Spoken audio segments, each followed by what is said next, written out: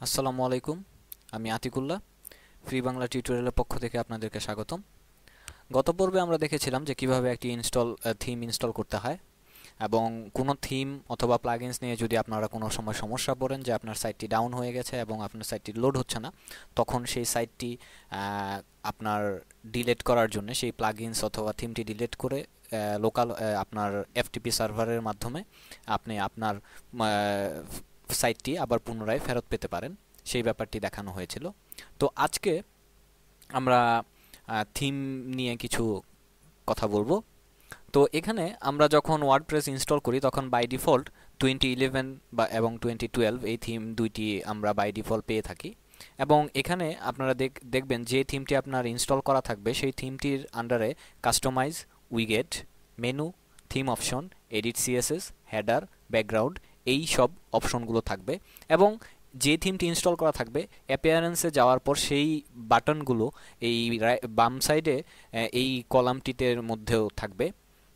এবং এই কলামে কি কি বাটন রয়েছে এবং কি কি বাটন থাকবে না সেটি সম্পূর্ণ ডিপেন্ড করবে হচ্ছে আপনি কোন থিমটি ইউজ করছেন।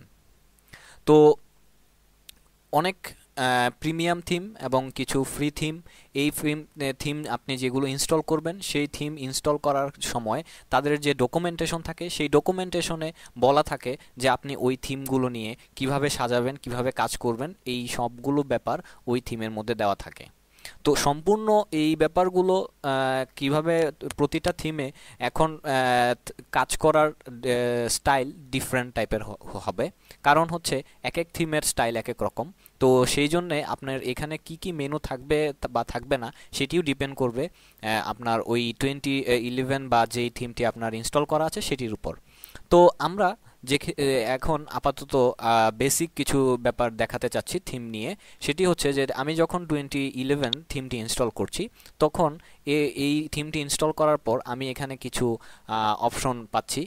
এখন আপনারা আমি যদি এখানে 2012 থিমটি ইনস্টল করি, 2012 থিম করার পর আমরা দেখব যে এখানে দেখুন আমার 2012 এখানে চলে আসছে এবং এটি নিচে চলে গেছে, মানে এটি এখন ডিঅ্যাক্টিভেট অবস্থায় আছে। এবং এখানে দেখুন যে আমার বাটন অনেকগুলোই দু একটা বাটন কমে গেছে। তার মানে আমার যেই বাটনগুলো 2011-এ ছিল সেই বাটনগুলো এখন এটির মধ্যে নেই। এখানে বাটন রয়েছে একটি, দুটি, তিনটি, চারটি, পাঁচটি, ছয়টি, সাতটি। আবার 2011 যদি আমি অ্যাক্টিভ করি, 1, 2, 3, 4, 5, 6, 7, 8, একটি বাটন বেশি রয়েছে। তো এটি সম্পূর্ণ ডিপেন্ড করে আপনার থিমের উপর। তো এখন আমি যেটিতে যেতে চাচ্ছি সেটি হচ্ছে যে আমার 2011 যখন আমি অ্যাক্টিভ করছি, তো এখানে দেখুন যে আমার সাইডের আউটলুকিং হচ্ছে এরকম। এবং আপনার সাইডের আউটলুকিং কেমন থাকবে সেটা বুঝতেই পারছেন যে আপনার ডিপেন্ড করবে আপনার থিমের উপর। তো এখানে এই 2011 থিম দিয়ে আমি কিছু কাজ দেখাতে চাচ্ছি যে এইগুলোর মধ্যে কিছু বাই ডিফল্ট অপশন থাকে, যেমন থিম অপশন। তো আমি যদি থিম অপশনে যাই তাহলে দেখব যে এখানে দেখুন থিমের কালার, দুইটি কালার রয়েছে, একটি হচ্ছে লাইট, একটি হচ্ছে ডার্ক। যে আমি যদি এখন সিলেক্ট করা আছে লাইট এবং এটির আউটলুক কেমন আপনারা দেখতেই পাচ্ছেন। এখন আমি যদি এটিকে ডার্ক কালার সিলেক্ট করি এবং এটিকে সেভ করি, এরপর আমি আমার পেজটিকে যদি রিলোড দেই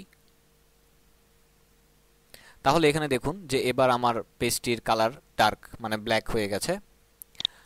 আবার আমি লাইটে চলে আসলাম এবং এখানে দেখুন লিংক কালার, যে আমার এখানে যে যদি আমি কোনো লিংক অ্যাড করি, যেমন আমার ব্লগ পেজে যাই তাহলে বুঝতে পারবো যে ব্লগ পেজে এখানে লিংকগুলোর কালার হচ্ছে আমার অরেঞ্জ।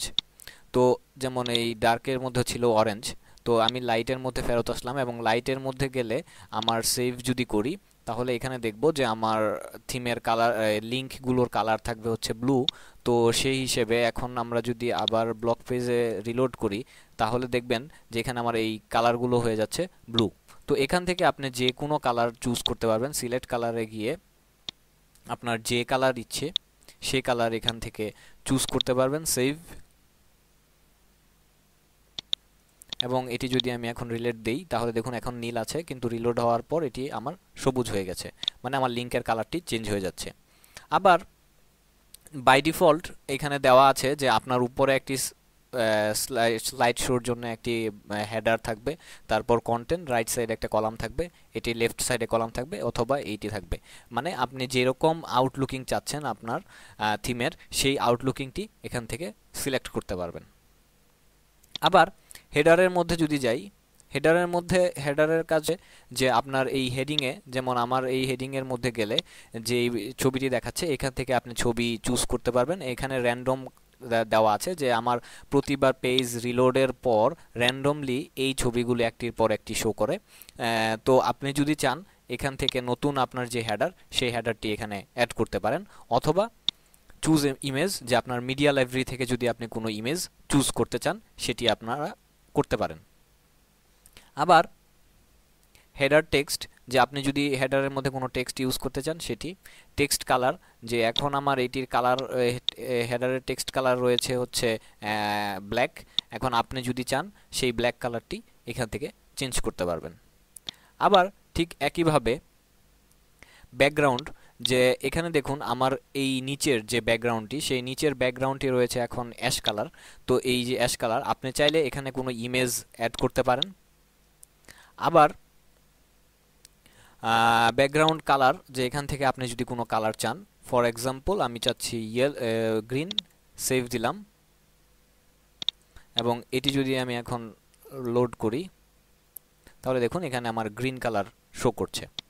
আবার আমি যদি কোনো ইমেজ অ্যাড করতে চাই, ফর এক্সাম্পল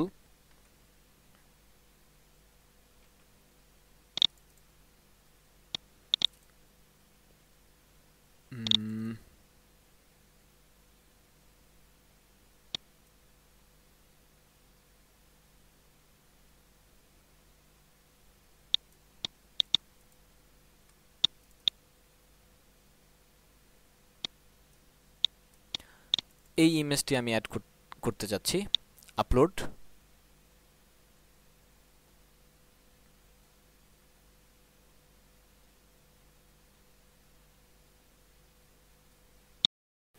তো এখানে দেখুন যে আমার এখানে ইমেজটি অ্যাড হয়েছে, এবং এখানে কিছু অপশন চলে আসছে, যে পজিশন, যে লেফটে থেকে থাকবে না রাইটে থাকবে, সেন্টারে থাকবে, এইগুলো, এবং এটির আউটলুকিং কেমন হচ্ছে এখানে দেখাচ্ছে।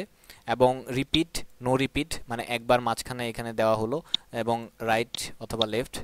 আবার যদি রিপিট দেই, তাহলে যদি টাইটেল দেই তাহলে এরকম, যদি অনলি হরিজন্টালি দেই তাহলে এরকম, যদি অনলি ভার্টিক্যালি দেই তাহলে এরকম। তো আমি সম্পূর্ণটার মধ্যে দিলাম। এবং স্ক্রল আর ফিক্স, যে স্ক্রল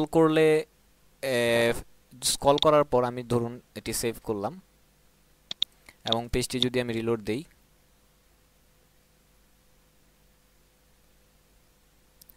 তাহলে এখানে দেখুন যে আমার পেজটি এরকম থাকছে। আর যদি আমি ফিক্সড দেই তাহলে যেটি হবে যে আমার এই ব্যাকগ্রাউন্ডটি ফিক্সড থাকবে, মানে চেঞ্জ হবে না, যে এই যে ব্যাকগ্রাউন্ডে যা যতটুকু বসেছে, এই যতটুকু বসেছে এরকমই থাকবে। এবং এখানে দেখুন ব্যাকগ্রাউন্ড নিচের ওইটি ফিক্সড, এটি কিন্তু নড়ছে না। তো এরকমভাবে আমরা ব্যাকগ্রাউন্ড অ্যাড করতে পারি। আর এখানে দেখুন এডিটর নামে একটি বাটন রয়েছে। এডিটরের কাজ হচ্ছে যে আপনার থিমটির অনেকগুলো ফাইল রয়েছে, এই যে এখানে আপনারা দেখতেই পাচ্ছেন যে এখানে অনেকগুলো ফাইল রয়েছে। আপনি যদি আমরা যদি এই ফাইলগুলো অ্যাক্সেস করতে হয় তাহলে আমরা সাধারণত ড্রিমওয়েভারে অথবা অ্যাক্সেস করি। তো আপনি যদি ড্রিমওয়েভারে অ্যাক্সেস না করে আপনি সরাসরি, ফর এক্সাম্পল যে কন্ট্যাক্ট ইমেজ ডট পিএইচপি, এই ফাইলটি আপনি কোনো কিছু কোডিং বা কোনো কিছু চেঞ্জ করতে যাচ্ছেন, তাহলে আপনি এখান থেকে ডাইরেক্ট চেঞ্জ করতে পারবেন, এবং এরপর আপলোড দিলেই হয়ে যায়। আবার এডিট সিএসএস এর মধ্যে গিয়ে আপনি যদি কোনো কিছু চেঞ্জ করতে চান তাহলে ওই থিমের সিএসএস ফাইলের মধ্যে গিয়ে সেই জিনিসগুলো আমরা চেঞ্জ করতে পারি। তো বন্ধুরা, আজকে এই পর্যন্তই। পরবর্তী টিউটোরিয়ালে আপনাদের সাথে আবার দেখা হবে। ধন্যবাদ।